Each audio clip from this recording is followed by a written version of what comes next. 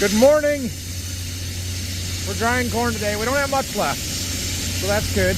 Had a little sprinkle come through overnight. Got everything wet, but didn't really amount to anything. We're gonna shell some corn today. I'm just not sure where or when or how much. Phil's hauling a load of dry corn into the elevator and gonna find out if they are willing to take wet corn today and how much, if they are. And then we'll make some decisions.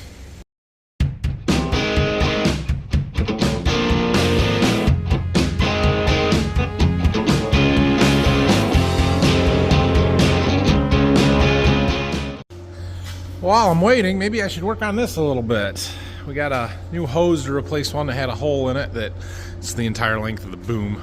It's like a 66-foot long hose that I've got to get restrung through there. So it is this black one right here. I've got this end that's all just loose, but it's in where it needs to be. Goes through the square tube, small one here, and I've got it to here. Now we've got to stretch it through this piece. It's going to be the hard part. And then through the round tube, all the way out the end, and then loop it around to right there. So, getting it through this flexible conduit thing, I don't even know what that's called, but that's going to be a bit of a challenge, I think. Okay, well that was the challenging part, getting it through there. I wanted to catch on every single one of those little cross pieces, but we got it stretched through. So now through this tube, and I do have a string attached to this, and I had it through that plastic stuff as well, but it should make pulling this through a little bit easier once we get it started here.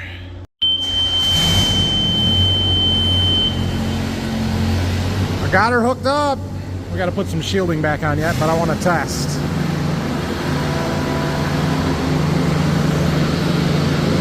Alright, it's the basket rotate. Probably needs some hydraulic oil. Oh.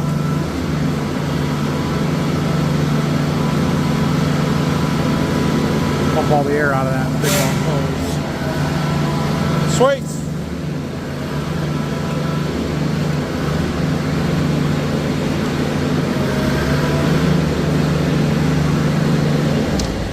Alright.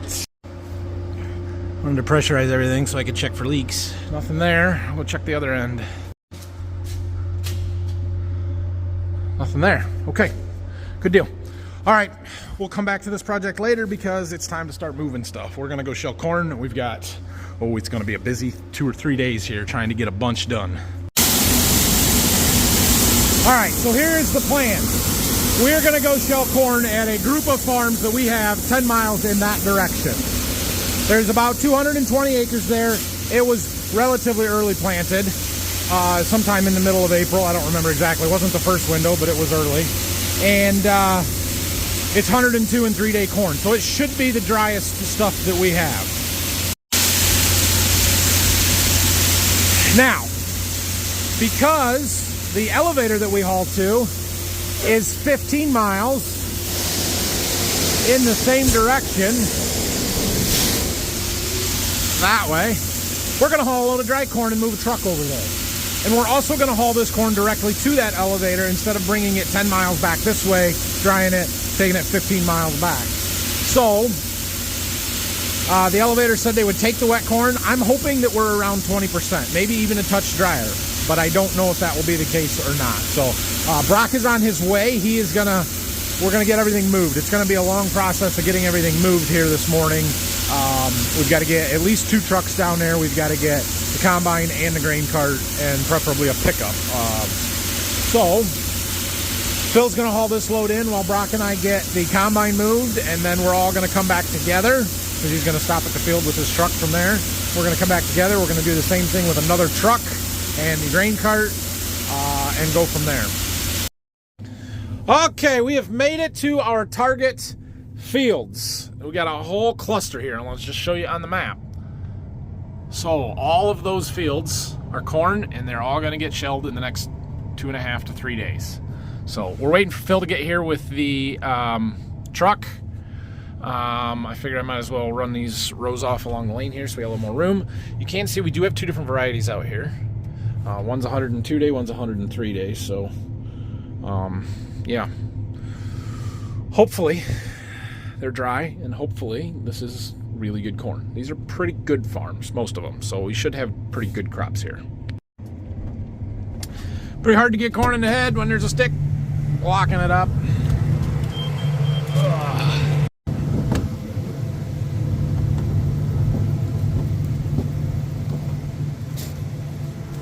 We want this. We don't want this. Or to fall. Oh. Got it. Oh. Got it. Yeah. And then there's all the coon damage.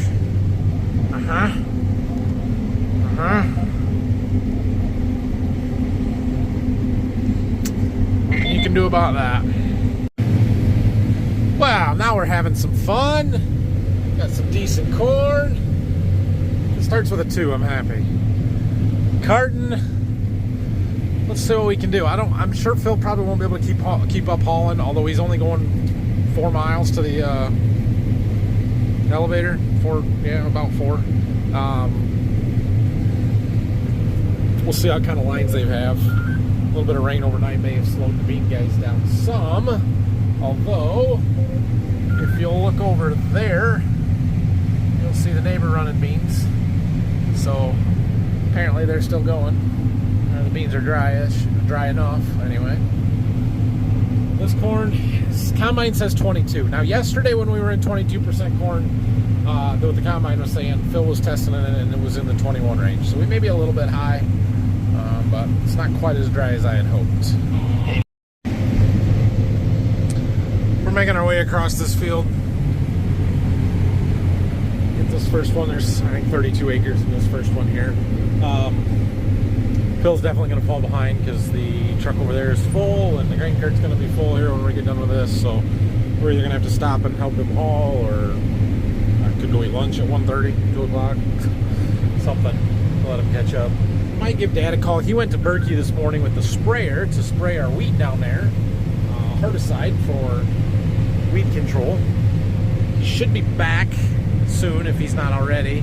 I could have him bring the third semi down here and run the combine, and then 2 of us can haul, or I don't know, we'll see. But it'd be nice to get as much of this corn done as possible, so shutting the combine off is not my favorite thing to do, but we can't haul it fast enough.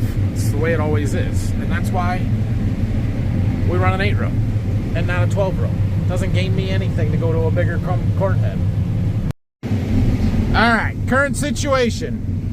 By the time Phil got back with that truck, we had a whole grain cart load right there, and it is full. So, it's going to be a minute before Phil gets back, because he just left a few minutes ago. So, Brock is going to haul that load into town. It's only 4 miles on back roads. He'll be okay. It's the automatic, or auto shift truck, so he doesn't have to shift. Because we know you can't do it, Brock. He got mad when I called him out the other day, and I said that he couldn't drive that truck, and I had to give him the nice ones. Anyway, so that should help us get caught up. I also called Dad and said, hey, whenever you get back, why don't you come down here and help us and bring the third truck, and then Phil and I can run semis, and Dad can shell, and Brock can cart, and we'll keep up better. So we're going to keep pecking away at stuff. We'll probably get caught up here and have to quit and just wait for Phil to get back to empty the cart again. But we're going to maybe, we probably won't get done with this field, but we're getting close here. So it's good corn. It's not great corn, it's good corn, but it is what it is. So look, a truck. My cart's full. I'm full. Yeah, we're not gonna make it to the end. We're close. I can tempt it. I got some room there yet. See what happens. Camp corn it for sure. For sure. Anyway, that's good. Didn't slow me down much. Oh, I did it. I don't know if I should have done it, but I did it. See how much corn pours over the edge when I turn here. So far, so good. All right, I'm going to jump in that cart and unload it for him so he can just go. Good news, the corn is drier than the combine said. He had one road that was 19 and a half, and then we're in the 20s, so that's good. The first one was like 22 something, but it had all the end rows in it, so it's almost always wetter on the ends. My combine says the field average is like 23, which means the combine is too high. The corn is actually drier than that, and that means our yield's a little better than what it says too, so those are good things. Anyway, we've got an empty cart. We can finish this field up. We got just one more round to do, and then we'll jump across the lane over there. And there is a different hybrid in at least part of that field. Well, my other truck just pulled back in too, so, or is. While we're out of the combine though, I wanted to just walk out here, take a look at the ground, make sure our losses are okay. Earlier I was having some trouble with separator loss, rotor loss. My sieve loss is really good, but I made some adjustments, and now we're getting a bunch of cob in the sample, so we can clean that up, but we can't throw it out. I would rather have a dirty sample and all the corn in the combine than a clean sample and all the corn on the ground. There's not much corn on the ground, just a few kernels. There's one. I saw another one over here. That's not bad. I'm perfectly fine with the losses. 2 kernels per square foot equals 1 bushel loss per acre. We're well under that. Looking at maybe a half a bushel here. That's not a problem. But we got to get the cob cleaned up a little bit. Well, we don't have to get the cob cleaned up. They're not docking us for FM right now. There's nothing been over the limits on the FM side of it, so the sample is fine. However, everybody loves clean corn. And when we get it back into our bins, we want clean corn because cob can cause issues like dryer fires. Okay, well, that one's done. 31.6 acres, 197. Might have been 200 by the time we correct the moisture from 23.25 down to say 20 and a half. That would add some. I don't know how much without doing the math on that, but we're gonna jump in over here. I can see a hybrid difference, so I think this is a different one, but I gotta get my computer set up here, go to work list. I have been using the work planner through my John Deere app, so I have planned work for a harvest pass. We want 21.5 east of lane. Okay. So that changes that. That loads my auto path lines, the varieties, everything. As soon as that's done loading, we'll go ahead and open this one up. So the ends here are the same as what we were just in variety-wise. It's this 03R40. It should be noted that this one is a very good grain quality hybrid. The first load Phil hauled in was 57-pound test weight. I didn't ask him on the rest of them, but super good test weight compared to the stuff that we had been running, and you know, relatively dry. So I'm happy with that. The other hybrid we have out here, it's O2K39. It is not known for its grain quality. It is known for its yield, but not grain quality. So it will be interesting to see how much of a difference there is there, and also if there is a moisture difference or not. Well, it hasn't shown up. I haven't gotten into this other hybrid yet, but there's clearly a different hybrid on these ends and the ends over there along the lane and the rows out there. They're very different colored plants.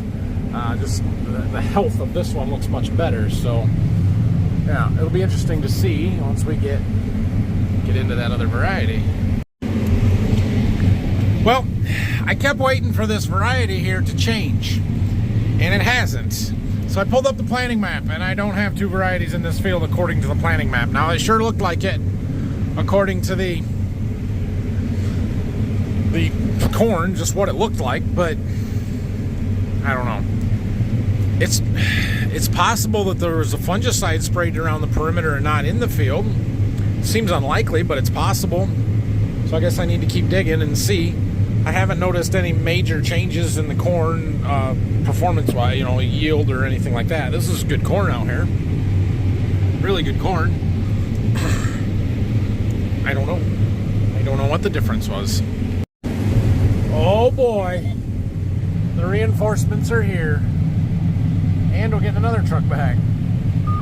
I think that means I lose my seat in the combine here real fast. Alright, Dad's got a combine. Brock's going to have another truck full, and Phil's not back yet, so I'm going to start hauling.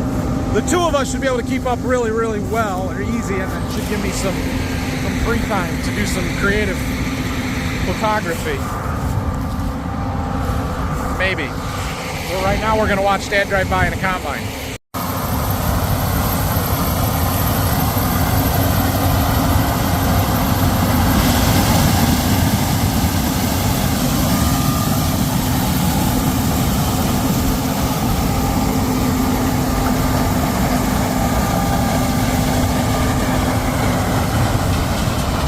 More of that type of filming to come. I even get to start off with the good truck. Haha, what a deal. I told Brock, and we'll use this third one if we have to. This trailer's a little bit smaller, so we would like to not use it if we don't have to. So I told him to take 2 rounds with the cart and the combine, or, you know, unload 2 times, and if it gives Phil some time to get back. Hopefully he's back. If he's not, then we can use that truck, but whatever. They are busy here. I'll try and film the next one, maybe do a time lapse or something. We had to dump on pit 2. I've never had to dump on pit 2 before. It's not super easy, but that's why Phil's been a little slower than I would have thought, because pit 2 is a little slower. Well, they've got the second field done, starting in the back. So there's a bridge across a little ditch in the back there. That's this third field is back there. It's, I think, 34 acres in there. So it is 4:30. We should get that one done tonight, no problem. Maybe even jump across the road, or I don't know. We'll see. Phil was just leaving when I got here, which means we got a little bit of time to kill. I should go get my camera. They're working on end rows. It's not as much fun to film. Anyway, okay, all right, guys, it's happening. The one instance where a 12 row would actually be a little more productive for us, because now we have 2 truck drivers. We're driving close where we're not using the dryer, so we're not going to catch the dryer, and we've got a grain cart and a combine operator. And so, yeah, today a 12 row would let us get a little bit more done. But this is pretty rare, because even if we did have 4 people, usually we still are waiting on a dryer, and we've got the dryer that, you know, is going to be the bottleneck. So it's fine. And, you know, I say all of this like we don't need a 12 row. We do not need a 12 row. Our 8 row works just fine. We can do as much as we can possibly do in a day with our 8 row 99% of the time. That doesn't mean I don't want a 12 row. I think it would be cool to have a 12 row, but cool does not pay the bills. And 12 row corn heads, especially 12 row cold folding corn heads, are very expensive. Like, very expensive. So it's hard to justify. See, this is cool. We get to watch things that we don't normally get to watch. Film things we don't normally get to film, let's put it that way. I'll climb up on the truck here real quick.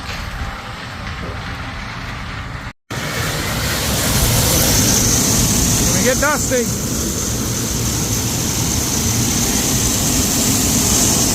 Go. I don't know if Brock runs it wide open. I run it wide open. Gate wide open, throttle wide open, as fast as she'll go. He's going pretty quick.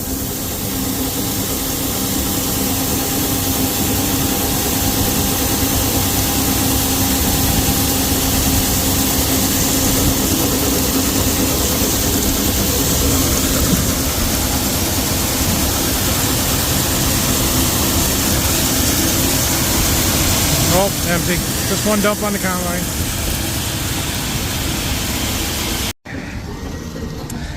So the FM's been around 2 on all of these loads. 2 to 2.2 I think was the highest I saw. There's 0 dock for that. That's not a problem. There's more cob in it than I like, but I don't care. It's not hurting me. It's not costing me any money. In fact, it's weight that I get to sell. It's actually making me money. so we're not gonna worry about it too much. Let's take a look at this corn standing out here and see what everything looks like and what we got. This is the other hybrid, 102 day, standing well. You can see all the way down the rows. That's really nice. Look at that. That's beautiful. I like that a lot. This has been really good corn. The biggest knock on this one is that it doesn't have great grain quality. That 57-pound test weight we've had on the other fields, we're not going to have it here. I'm just hoping it's 54, but I don't know that it will be. I'm also hoping it's a little bit drier, but I don't know that it will be. The husks are nice and loose, so that allows some air movement, help dry them out. Really big kernels. So the thing about this hybrid and this ear type is that it throws these big fat kernels and they don't pack into a test weight cup. That's why it doesn't have good test weights. Generally, hybrids with bigger kernels have poorer test weight. Doesn't mean they yield worse. It just means it's not as dense. Deep kernels, really long. That's where the yield comes from. Flex's depth. So, I don't know, we'll see. I can log in on my phone to the combine and kind of see what kind of numbers Dad's looking at and get an idea, but he's doing endros. Endros don't count. He's back. I don't know if he's got enough to fill us or not. Should be close.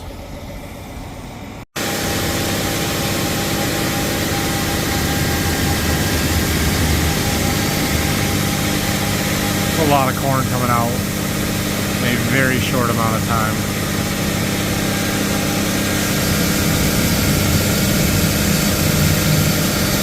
We'll wait for it to spill over the center here.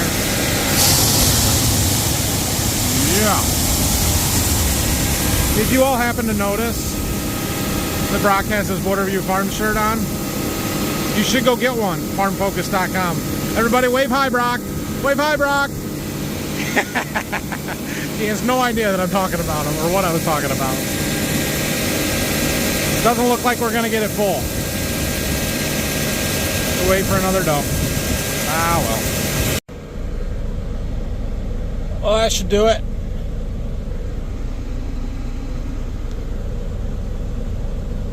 Alright, make another trip. And Phil's back already, so we keep up real well with 2 truck drivers.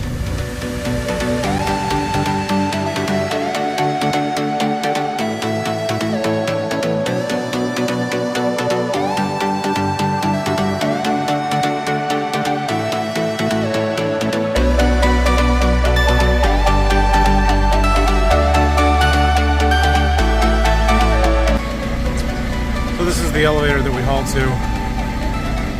Pit 4, 3, and 2.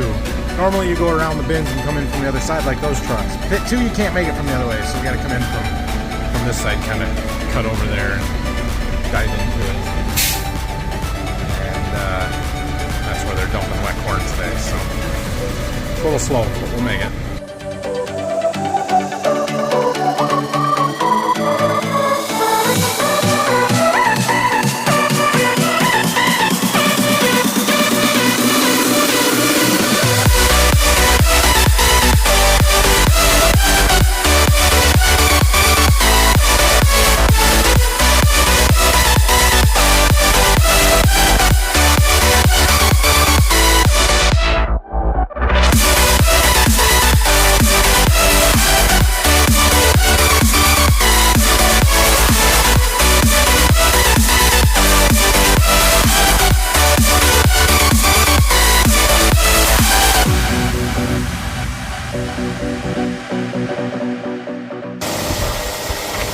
Got back. We passed Phil on the way. I don't know how much Brock's got on here. I doubt it's a whole load, but maybe. So this is that other variety. The test weight was down to 55.4, which is good. For this variety, that is good. And it was drier, like 19.6 or 19.4 or something like that. So we're in good shape.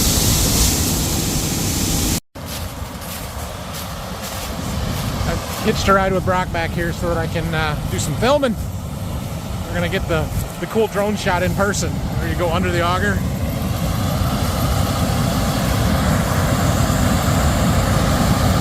Yeah, this is awesome. See, if I had a 12 row, I couldn't do this either.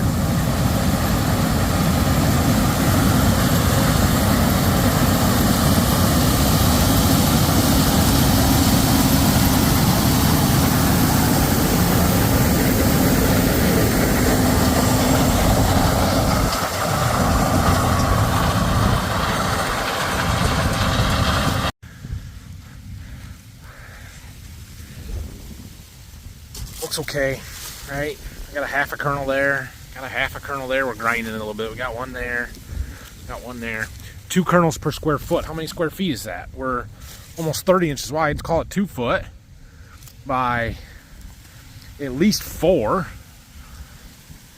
So that's 8 square feet. I've got 1, 2, 3, 4, 5, 6, 7. 7 kernels. That's less than a half a bushel. We're good. We're good. It sucks seeing corn on the ground at all, right? You don't want any, but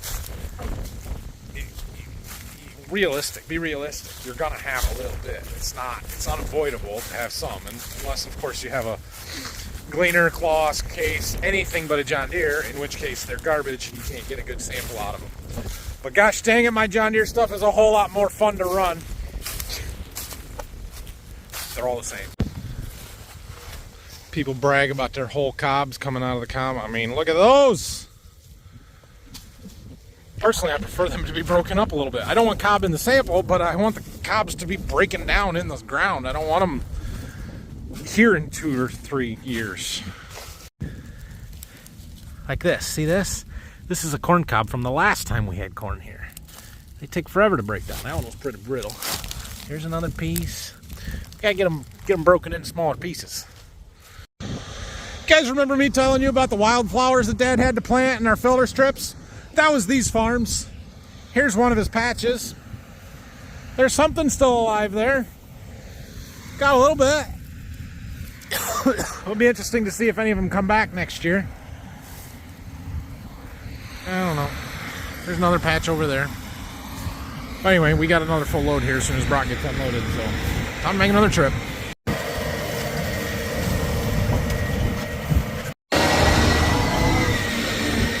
Seven o'clock. They close at 8. We should be able to get 2 more loads in. Phil's gonna take that one in the little truck because I don't know if Brock had to start filling that one or what, but the Cascadia is throwing a filter regen code that it's got to go through, but it won't start it. I don't know. We're gonna let it set for a minute. I'll try it a little bit. I'm gonna jump in with Brock. All right, so I'm riding with Brock, right? Now, y'all, we have every technology known to man that John Deere invented, like auto steer, auto path, the whole 9 yards. Like, it tells you exactly where to be. And yet, there's a row of shame. And that's not a bonus row. It's in the middle of the field. That's a row of shame. I had a bonus row earlier. It was an extra row on the side of the field with point rows. That's not that. I thought we solved this problem. That's what happens when you don't trust the computer. That's what happened. You trusted his eyes and not the computer. If you would have just pushed the auto steer button and let it find the rows, that row wouldn't be there. Never mind, I figured it out. See, when you want to use the auto path lines, you have to load the planned work from the work planner plan that I sent to the combine. I'm sure that's not how he did it when he entered this field. He just changed to the field, and so he doesn't have the auto path lines. He had no idea that he was on the wrong rows. The technology works until it doesn't. Well, Phil got the last load to haul to town, so we're just going to fill some stuff up tonight. We're almost done with this field. I'm going to jump in and ride with Dad for a little bit. How's it going? All right, I guess. All right.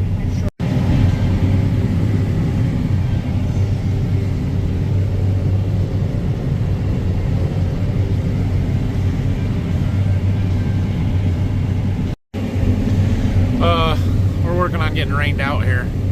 Not good, but it's very good corn, and we've only got 1 pass left, maybe a pass and a half, so I'm gonna finish it up here.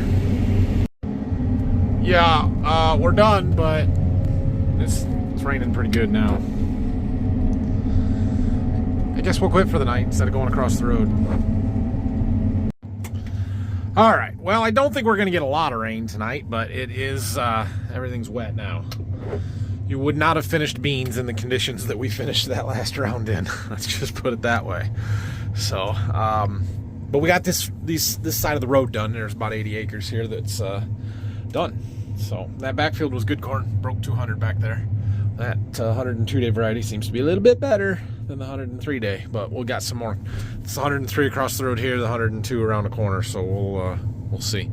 Hopefully we can keep running tomorrow hard, get a lot done. Brock will be around for part of the day. Dad will be around for part of the day. So we'll do what we can. And, yeah, but we're getting the trucks and everything pulled up closer to the road than clearing the back there. Just hoping it doesn't get too greasy and slippery, muddy overnight, so we're tracking stuff up because the field over around the corner there, we have to pull out onto a state highway, and it would be nice to not have to deal with mud. Okay, normally this is where I would say thanks for watching, have a great night, but I thought that I was going to have a wagon load of wheat here to treat tonight. The guy that brought me this one was supposed to swap it out with another wagon. Did not. Must have saw the rain coming and not sure if they're actually going to plant it or not now, so I guess it is where I tell you to have a great night, and thanks for watching, and like and subscribe, and if you have any questions or comments, be sure and leave them down below, and help the algorithm so that YouTube shows my videos to more people, so more people watch, and then they subscribe like you did, and then more people watch it, and everybody's happy, because then you buy more of my stuff, not this stuff, the Border View Farm stuff, and I make a little bit more money, and you guys get some entertainment, and everything is good. Have a great night, everybody. We'll see you in the morning.